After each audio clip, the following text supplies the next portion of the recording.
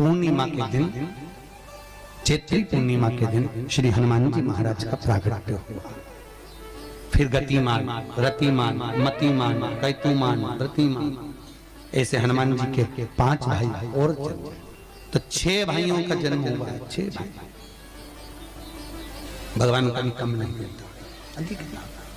और आज भी नियम है महाराज, जिसकी फैक्ट्री नहीं चलती हो, प्रॉपर्टी की आप खरीदारी बेचादारी करते हो, प्रॉपर्टी से जुड़ा हुआ काम करते हो, या लोहे से जुड़ा हुआ करते हो, या फैक्ट्री आदि का कर्म करते हो, कोई मैन्युफैक्चरिंग करते हो, वो नहीं चल रहा, तो हनुमान जी के उल्टे पांव का सिंदूर लीजिए और हनुमान जी के दूसरे नंबर के भाई गतिमान का नाम लीजिए। किसका नाम लेना है? गतिमान। गतिमान का नाम लेकर फैक्ट्री के बाहर या फैक्ट्री पर एक स्वस्तिक का निर्माण कर दीजिए, हनुमान जी के उल्टे पांव के सिंदूर और गतिमान का नाम लेकर। कभी आपकी फैक्ट्री कोई काम नहीं निकालेगी, उन्नति की ओर ही निकल जाएगी, कभी घाटे की ओर नहीं जाएगी। गतिमान का नाम, रतिमान, केतुमान, मतिमान, ये जितने भी नाम है हनुमान जी के भाइयों के, ये सब कल्याण करते हैं। एक एक नाम कल्याण करते हमारे, एक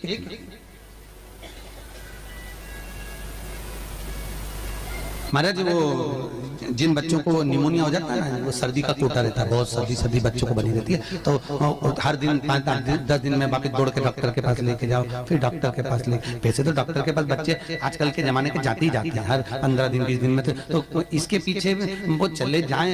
एक हास्य व्यंग में हमसे पूछा किसी ने, महाराज जी आज के बच्चे बार बार हॉस्पिटल डॉक्टर के क्यों जाते हैं? तो हमने कहा देखो भैया, बच्चा जहाँ जन्म लेता है उनसे प्रेम ज्यादा होता है। पहले नानी के घर में पैदा होता था, इसलिए नानी के घर ज्यादा जाता था, दादी के घर में ज्यादा पैदा होता था, इसलिए दादी के घर ज्यादा जाता था। आज के बच्चे हॉस्पिटल में ज्यादा पैदा होते हैं, इसलिए हॉस्पिटल ज्यादा घूमने जाते हैं। ये हास्य।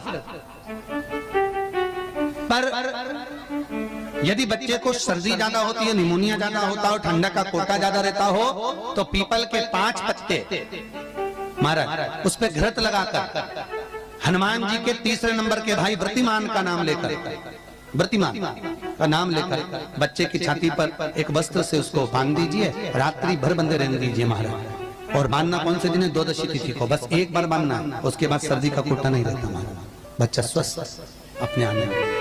व्रतिमान हनुमान जी महाराज के जितने भी भाई हैं, सबका आनंद सुख चरणारविंद का सुख देने वाला भगवान श्री हनुमान जी महाराज चैत्र की पूर्णिमा के दिन प्रकट होते हैं महाराज। पवन तनय संकट हरन मंगल मूरत रूप, राम लखन सीता सहित हृदय बसौ सुर।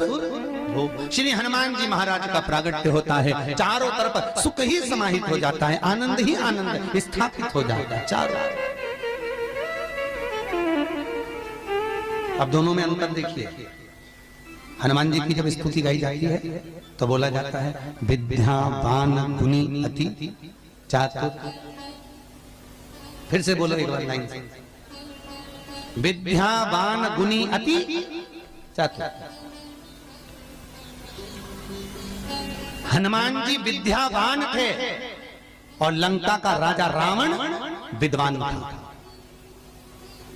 क्या था? जम के बोलो विद्वान। ये विद्यावान, वो विद्वान।